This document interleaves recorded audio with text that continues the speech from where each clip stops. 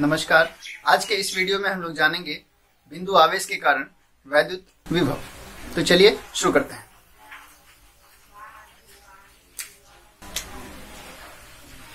बिंदु आवेश के कारण वैद्युत विभव, इसी को इंग्लिश में कहेंगे electric potential due to a point charge, मतलब बिंदु आवेश।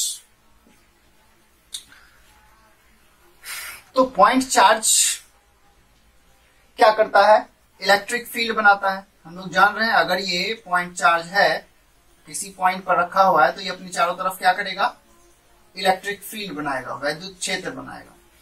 और वैद्युत क्षेत्र में किसी भी पॉइंट को दो प्रकार से व्यक्त किया जा सकता है। पहला है वैद्युत क्षेत्र की तीव्रता से, और दूसरा इस पॉइंट का एक और भौतिक गुण होता है जिसको हम लोग क्या बोलते हैं? वैद्युत विभव। और वैद्युत विभव क्या होता है? अनंत से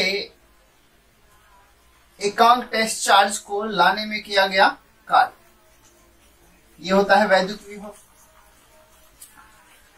अच्छा, वैद्युत विभव जो यहां निकालना है, किसके कारण निकालना है? बिंदु आवेश के कारण।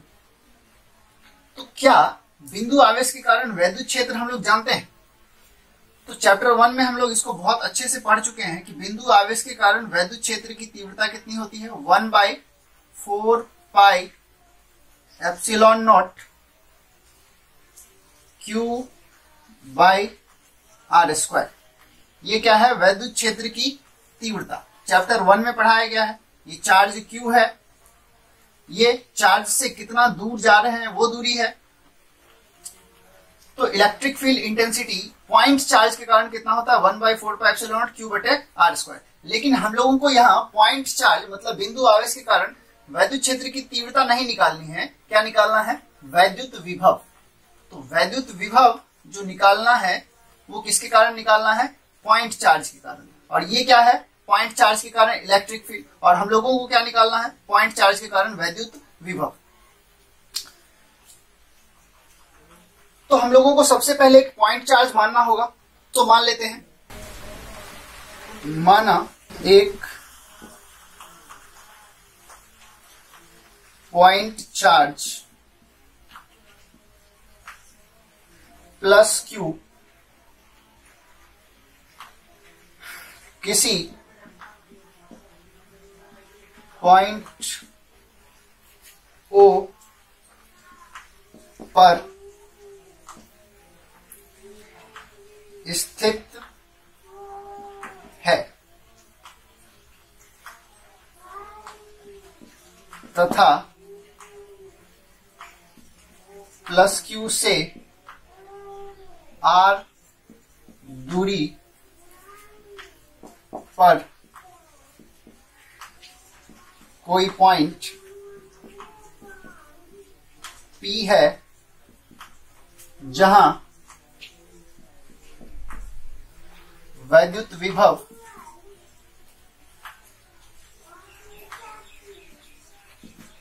वैद्युत विभव को किससे संकेत करते हैं? V से। कोई पॉइंट P है जहां वैद्युत विभव V क्या करना है? ज्ञात करना है। किसके कारण? तो पॉइंट चार्ज के कारण। वो पॉइंट चार्ज क्या माने हैं? Plus Q। कहां पर रखा हुआ है? किसी पॉइंट O पर।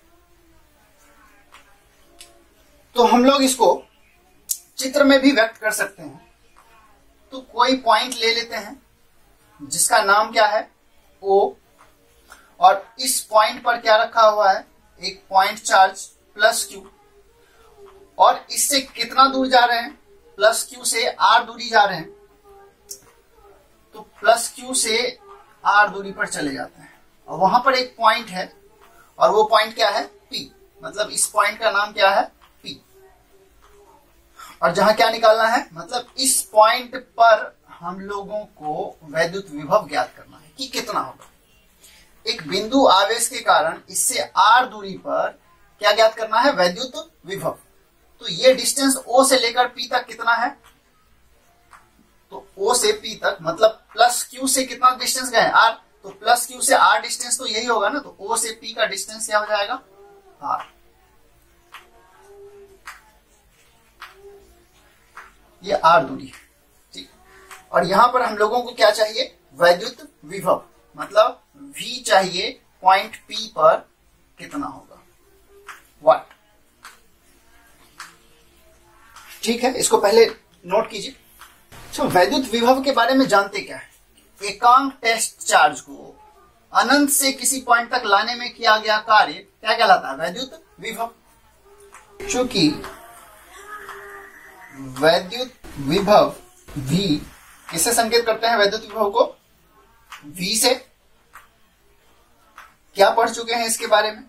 इसका परिभाषा है कि एकांक टेस्ट चार्ज को अनंत से किसी पॉइंट तक लाने में किया गया कार्य वैद्युत विभव कहलाता है। ये हम लोग परिभाषा जानते हैं वैद्युत विभव का। तो इसको हम लोग ना समीकरण 1 मान लेते हैं, इक्वेशन 1। अब जब इस परिभाषा को देखें कि वैद्युत विभव में क्या चीज की आवश्यकता है विभव निकालने के लिए, एक तो टेस्ट चार्ज की आवश्यकता है और दूसरा टेस्ट चार्ज को लाना कहां से है? अनंत से, तभी विभव कहलाएगा। क्योंकि परिभाषा ही है कि एकांक टेस्ट चार्ज को अनंत से किसी पॉइंट तक लाने में किया गया कार्य। तो किस पॉइंट तक लाना है हम लोगों को? पॉइंट P तक। कहां से? अनंत से। तो एक टेस्ट चार्ज भी मानना होगा हम लोगों को, इसके बाद ही हम लोग वैद्युत विभव निकाल सकते हैं। और दूसरा, टेस्ट चार्ज को पॉइंट P तक लाने में कितना कार्य करना पड़ा वो भी निकालना पड़ेगा। तो वर्क डन चाहिए Q नॉट को लाने में कहां तक? पॉइंट P तक। कहां से? इंफिनिटी से। और दूसरा टेस्ट चार्ज चाहिए। तो दोनों चीज हम लोगों को मानना होगा। तो हम लोग सबसे पहले टेस्ट चार्ज को मान लेते हैं और टेस्ट चार्ज को लाने में जो वर्क डन होगा उसको बाद में ज्ञात करते हैं। तो लिखे, यदि पॉइंट O से x दूरी पर एक टेस्ट चार्ज Q नॉट को रख दिया जाए तो क्या कर रहे हैं हम लोग? एक पॉइंट O से कितना दूर जा रहे हैं? x दूरी। पॉइंट O से x दूरी मतलब ये क्या है? r दूरी। r दूरी पर कौन सा पॉइंट माने हम लोग? P। हम लोगों को O से कितना दूर जाना है? x दूरी। तो पॉइंट O से x दूरी पर एक टेस्ट चार्ज क्या है? Q not. तो मान लेते हैं कि ये एक पॉइंट है,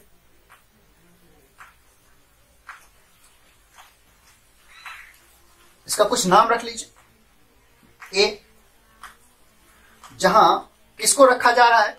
टेस्ट चार्ज को। तो टेस्ट चार्ज Q नॉट कहां रखा गया है? पॉइंट A पर। अच्छा, इस पॉइंट की दूरी O से कितनी है? x।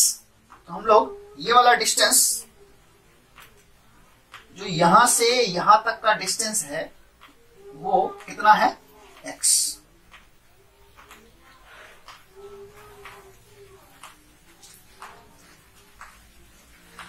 तो ये O से x दूरी पर टेस्ट चार्ज Q नॉट को रखा गया। उस पॉइंट का नाम क्या है जहां टेस्ट चार्ज को रखा गया है? A। अच्छा, पॉइंट P किसका नाम है? जहां विभव निकालना है हम लोगों को। नोट कीजिए इसको। तो अभी तक हम लोग क्या कर लिए हैं? इक्वेशन 1 बना लिए हैं, वैद्युत विभव की परिभाषा। विभव निकालना है तो विभव का बेसिक फॉर्मूला क्या है कि एक एकांक टेस्ट चार्ज को अनंत से किसी पॉइंट तक लाने में किया गया कार्य वैद्युत विभव होता है। अब इसी परिभाषा में हम लोगों को क्या क्या चीज रिक्वायर्ड है, अर्थात किस किस भौतिक राशि की आवश्यकता है विभव निकालने के लिए। एक तो टेस्ट चार्ज चाहिए और दूसरा टेस्ट चार्ज को उस पॉइंट तक लाने में वर्क चाहिए। और ये दोनों अगर निकल जाता है तो दोनों का अनुपात लेंगे तो क्या निकल के आएगा सामने? वैद्युत विभव। तो हम लोगों को अभी क्या क्या निकालना है? एक तो टेस्ट चार्ज मान लेना है और टेस्ट चार्ज को पॉइंट P तक लाने में कितना वर्क करना पड़ता है वो निकालना है। तो कर क्या लिए हम लोग? एक पॉइंट O से x दूरी पर एक टेस्ट चार्ज Q नॉट को रख दिया जाए, मतलब रखा गया है। तो क्यों रख रहे हैं टेस्ट चार्ज को? क्योंकि विभव निकालना है तो टेस्ट चार्ज की आवश्यकता होगी, तो इसलिए हम लोग टेस्ट चार्ज को रख रहे हैं। टेस्ट चार्ज हमेशा क्या होता है? पॉजिटिव। तो पॉइंट O पर प्लस Q चार्ज रखा गया है और पॉइंट A पर टेस्ट चार्ज Q नॉट रखा गया है। तो दोनों चार्ज के बीच में फोर्स लगेगा। अगर दोनों प्लस है तो प्रतिकर्षण बल लगेगा। और वो कितना लगता है? तो कुलम्ब्स फोर्स जानते हैं, दो पॉइंट चार्ज के बीच लगने वाला फोर्स कितना होता है? 1/4 pi epsilon not Q1 Q2 बटे R²। ये है पॉइंट चार्ज के बीच लगने वाला फोर्स। कितने पॉइंट चार्ज के बीच? 2 पॉइंट चार्ज के बीच। और यहां पर भी हम लोगों के पास 2 पॉइंट चार्ज है। एक प्लस क्यू जो पॉइंट ओ पर रखा है और दूसरा एक टेस्ट चार्ज क्यू नॉट है जो पॉइंट ए पर रखा है। तो दोनों के बीच क्या लगने वाला है? प्रतिकर्षण बल। तो क्यू तथा क्यू नॉट के बीच वैद्युत बल F कितना होगा? 1/4 पाई एप्सिलॉन नॉट। दो चार्ज है Q1 Q2, तो Q1 के जगह यहां क्या है? Q, और Q2 के जगह क्या है? Q not. Q1 Q2 अब बटे दोनों चार्ज के बीच की दूरी, यहाँ क्या है? ये R, दोनों चार्ज के बीच की दूरी। तो ये चार्ज प्लस Q यहां और Q नॉट यहां, दोनों चार्ज के बीच की दूरी कितनी है? X, तो उसका क्या होगा? स्क्वायर। तो चार्ज Q और Q नॉट के बीच कितना फोर्स लगेगा? 1/4 pi epsilon not Q not बटे x स्क्वायर। किस नियम के अनुसार? तो कूलम्ब्स लॉ के अनुसार। ठीक है, ये हम लोग जान रहे हैं। इसको इक्वेशन 2 मान लेते हैं। लेकिन हम लोगों को क्या निकालना है? वर्क निकालना है। किसको लाने में? टेस्ट चार्ज को लाने में। कहां से? अनंत से। वर्क के बारे में हम लोग क्या जानते हैं? चूंकि कार्य बराबर क्या होता है? बल गुना विस्थापन। यही जान रहे हैं हम लोग कि कार्य होता है बल गुना विस्थापन। तो बल किस पे लगेगा? टेस्ट चार्ज पे, और फिर क्या होगा उसमें? विस्थापन। अब हम लोग क्या करते हैं? इस Q नॉट को प्लस Q की तरफ विस्थापित करते हैं, क्योंकि लाना कहां है हम लोगों को? पॉइंट P पर। तो हम लोग एक छोटा सा, बहुत छोटा विस्थापन करते हैं। मतलब ये पॉइंट A पर रखा है, तो इसके बगल वाला जो पॉइंट है उस पॉइंट पर फोर्स लगा के इसको विस्थापित कर दिया। तो बहुत कम विस्थापन होगा, तो उसको हम लोग समझने के लिए थोड़ा ज्यादा बड़ा बना रहे हैं। तो मान लेते हैं कि इस चार्ज पर जो फोर्स लगा उसके कारण चार्ज Q नॉट किसी पॉइंट B पर आ गया फोर्स लगाने से। तो ये जो विस्थापन है, इस विस्थापन को मान लेते हैं कि ये विस्थापन है dx। तो फोर्स लगने से A से टेस्ट चार्ज कहां आ गया? B पर। मतलब A से B की दूरी बहुत कम है और उसको हम लोग क्या मान रहे हैं? dx। तो बल लगा और विस्थापन हुआ, तो बल लगा और विस्थापन हुआ तो क्या संपन्न हो जाएगा? कार्य संपन्न हो जाएगा। तो हम लोग इसको यहां पे लिख सकते हैं, यदि Q नॉट मतलब टेस्ट चार्ज को dx विस्थापित करने में वर्क डन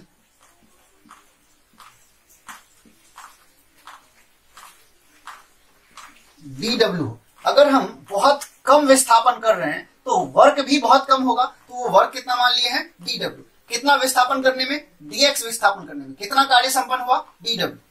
यदि Q नॉट को dx विस्थापित करने में वर्क डन dw हो तो ये क्या है? वर्क। तो कार्य की जगह हम क्या लिखेंगे? dw। वर्क हो गया। फिर क्या है? बराबर। फिर क्या? बल। तो बल कितना लग रहा है? F। फोर्स लगा F, और फोर्स ये लग किधर रहा है? इस तरफ। और हम लोगों को पॉइंट B पर लाने के लिए इसको बल लगाना पड़ेगा इस तरफ।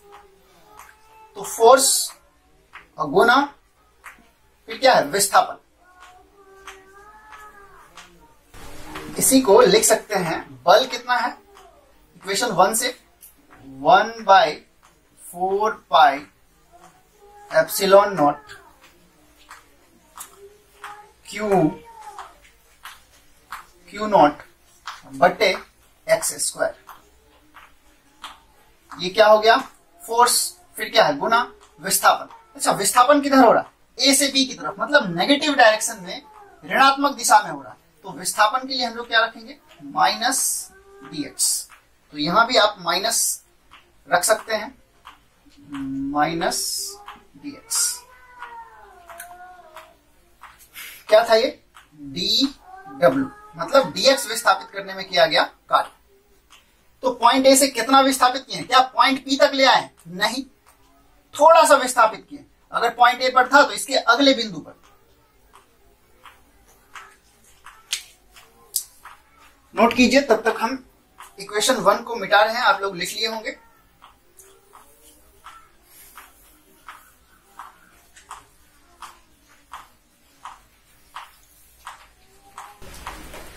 लेकिन हम लोगों को विस्थापित करके लाना कहां है? पॉइंट पी तक। अतः Q0 को अनंत को किसे संकेत करते हैं? इंफिनिटी। अनंत से पॉइंट P तक लाने में वर्क डन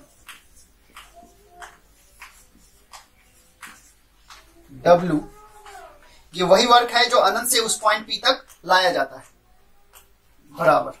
अच्छा, थोड़ा सा विस्थापित करने में कितना वर्क हुआ? तो dw। फिर थोड़ा और करेंगे तो फिर कितना होगा? dw। और करेंगे तो फिर dw। इस तरह से थोड़ा थोड़ा वर्क करके हम कहां तक ले आएंगे? पॉइंट P तक।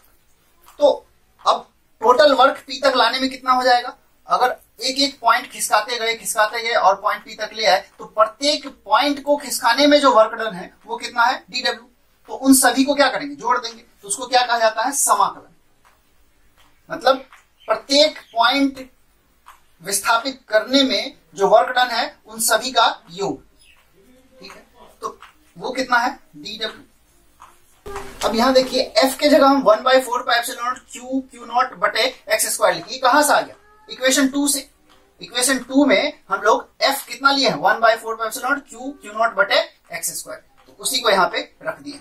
अब विस्थापन में माइनस लगा है, क्या कारण है इसका? क्योंकि नेगेटिव विस्थापन किधर हो रहा है? नेगेटिव, तो इसलिए माइनस dx। ये माइनस क्या चीज में है? गुना में।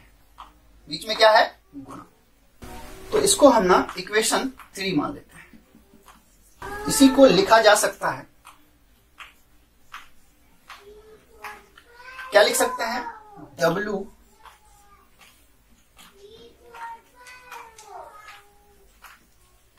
बराबर, फिर क्या है? समाकलन। अच्छा, ये समाकलन कहां से हो रहा है? अनंत से पॉइंट P तक लाने में। यहां से कितना दूर? अनंत। और वहां से कहां तक? पॉइंट P तक, मतलब r दूरी तक। तो ये समाकलन कहां से कहां तक हो जाएगा? इंफिनिटी से कहां तक? r तक। तो dw इक्वेशन 3 में कितना है? तो dw का मान इक्वेशन 3 में ये है, इसी को हम लोग रख देंगे। तो dw का मान कितना है? 1/4πε0 Q0 बटे x²। फिर क्या है? dx। अच्छा, माइनस भी है, तो माइनस को हम लोग, चलिए यहीं रहने देते हैं, माइनस। कहां से आया ये dw का मान? इक्वेशन 3 से।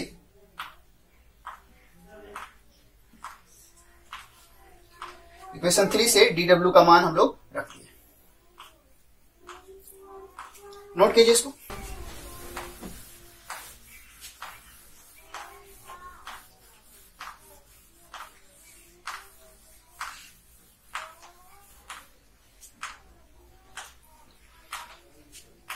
अब इसी को हम लोग आगे बढ़ाते हैं।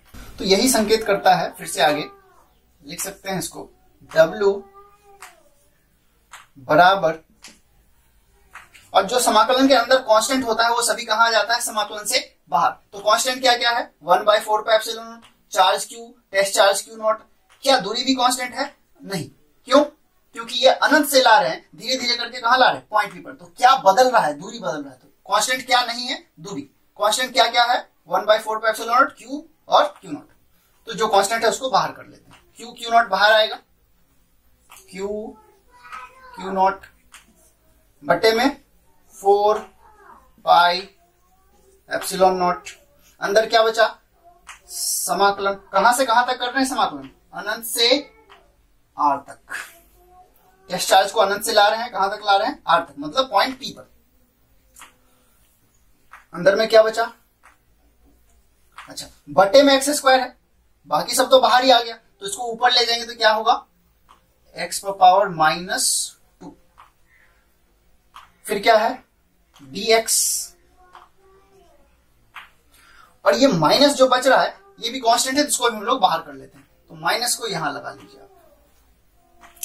आगे अब समाकलन का फॉर्मूला हम लोग जानते हैं। समाकलन x⁻n बराबर क्या होता है,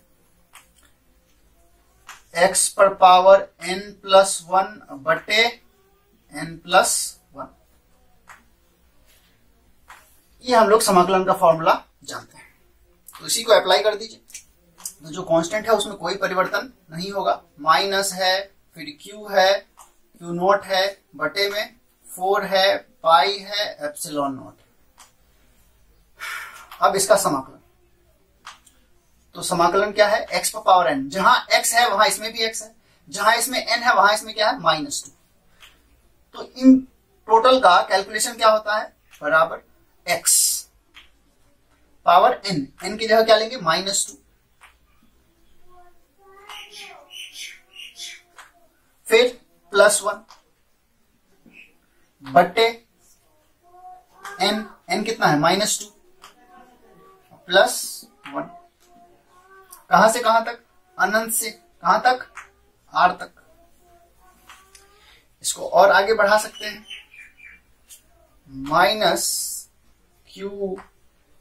-q नॉट बटे 4πε0। अब इस कोष्ट के अंदर क्या, -2 + 1 क्या होता है, x⁻−1। नीचे क्या बचा, -1, क्योंकि -2 और 1 को जोड़ेंगे तो क्या बचेगा, -1। कहां से कहां तक, अनंत से आर तक। तो ये माइनस है और ये भी माइनस, दोनों आपस में क्या होगा, कैंसिल हो जाएगा, मतलब प्लस बन गया। इसको नोट कीजिए। तो इसी को आगे हम लोग लिख सकते हैं, बराबर, माइनस तो कैंसिल हो गया, तो बचा क्या, क्यू नॉट बटे 4πε0। अब हम लोग लिमिट को खोल लेते हैं। तो लिमिट को कैसे खोलते हैं, x के जगह पहले अपर लिमिट रखेंगे और फिर x के जगह लोअर लिमिट रखेंगे और दोनों को माइनस कर देंगे। तो x के जगह क्या रखना है, अपर लिमिट क्या है, r, फिर क्या है, -1। ठीक, ये हो गया अपर लिमिट, माइनस तो प्लस बन गया है, तो 1 को नीचे लिख सकते हैं और नहीं भी लिख सकते हैं, बटे में 1 हमेशा रहता है, उसको लिखा नहीं जाता है। तो x के जगह अपर लिमिट रख दिए r, और पावर क्या है, -1। फिर क्या करना है, उसको माइनस करना है, किससे, लोअर लिमिट से। तो x के जगह फिर क्या रखेंगे, लोअर लिमिट। तो लोअर लिमिट क्या है, अनंत, और उस पर पावर कितना है, -1। x के जगह अनंत और पावर कितना है, -1। तो ये लिमिट रखा गया। इसी को आगे लिख सकते हैं हम लोग, क्यू नॉट बटे 4πε0। आर इनवर्स का मतलब क्या, 1/r, फिर क्या है, माइनस, फिर क्या है, अनंत का इनवर्स, तो 1/अनंत, उसी को अनंत इनवर्स कह सकते हैं, इन्फिनिटी का इनवर्स। अब अनंत से किसी संख्या को भाग देने पर उसका मान क्या हो जाता है, 0। तो इस टोटल का मान क्या होगा, 0। तो हम लोग इसको किसको बराबर कर रहे हैं, अनंत से पॉइंट P तक लाने में किए गए कार्य को। यहां भी लिमिट लगा सकते हैं, इंफिनिटी से कहां तक, R तक। तो हमारा वर्क डन W बराबर क्या हो जाएगा, क्यू नॉट। अच्छा, 1/r में से 0 को घटा दीजिए या जोड़ दीजिए, कोई फर्क नहीं पड़ता। इसका मतलब r नीचे आया तो क्यू नॉट ऊपर है बटे क्या है 4 पाई एप्सिलॉन नॉट, और ये r गुना हो जाएगा तो ये हमारा निकला वर्क। अब इक्वेशन 1 हमारा क्या था? इक्वेशन 1 था वैद्युत विभव। वैद्युत विभव बराबर क्या था? अनंत से किसी पॉइंट तक लाने में किया गया कार्य, किसको? एकांक टेस्ट चार्ज को। ये था हमारा इक्वेशन 1। तो इक्वेशन 1 में हम लोग क्या करते हैं? W का मान रख देते हैं। तो उसको नोट कीजिए पहले।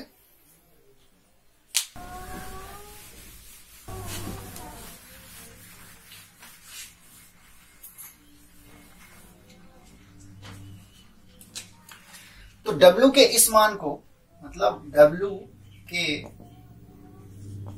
इस मान को इक्वेशन 1 में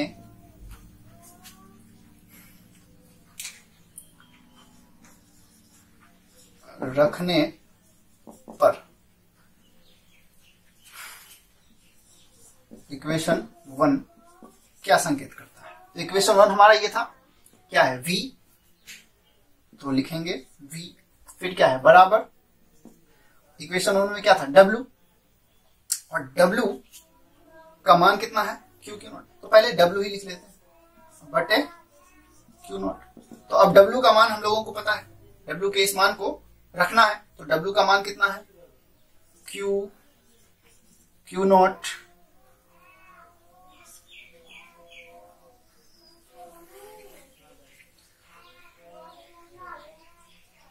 बट्टे 4 pi epsilon not, 4 pi epsilon not, और फिर क्या है? R। अच्छा, ये W का मान हो गया, फिर क्या है? बट्टे क्यू नॉट। तो क्या कर सकते हैं? क्यू नॉट से क्यू नॉट कैंसिल हो जाएगा, क्योंकि ये ऊपर में है और ये नीचे है। तो हम लोगों का फाइनल समीकरण आया वैद्युत विभव का कितना? क्यू नॉट तो कैंसिल हो गया, क्या बच रहा है? Q बच रहा है बटे में 4 पाई एप्सिलॉन नॉट, और क्या बच रहा है? R बच रहा है।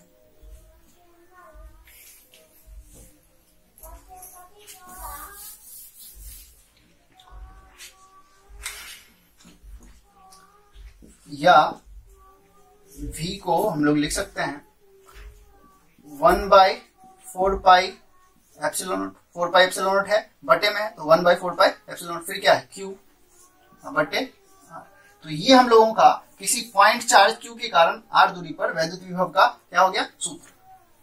तो इस फॉर्मूला को हम लोग हमेशा याद रखेंगे। जैसे पॉइंट चार्ज के कारण इलेक्ट्रिक फील्ड कितना होता है? 1/4 पाई एप्सिलॉन नॉट Q बटे R²। इसी तरह से पॉइंट चार्ज के कारण विभव कितना होगा? 1/4 पाई एप्सिलॉन नॉट Q बटे R। तो नोट कीजिए, यही हम लोगों का फॉर्मूला है बिंदु आवेश के कारण वैद्युत विभव के लिए व्यंजक। यह सूत्र पॉइंट चार्ज के कारण वैद्युत विभव मतलब इलेक्ट्रिक पोटेंशियल का व्यंजक। तो इस फॉर्मूला को हम लोग हमेशा याद रखेंगे कि पॉइंट चार्ज के कारण विभव कितना होता है? 1/4 पाई एप्सिलॉन नॉट Q बटे R।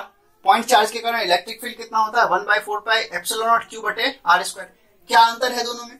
इसमें R है और इसमें R का स्क्वायर है, और ये अदिश राशि होता है, जबकि वैद्युत क्षेत्र सदिश राशि होता है। तो नोट कीजिए इसको।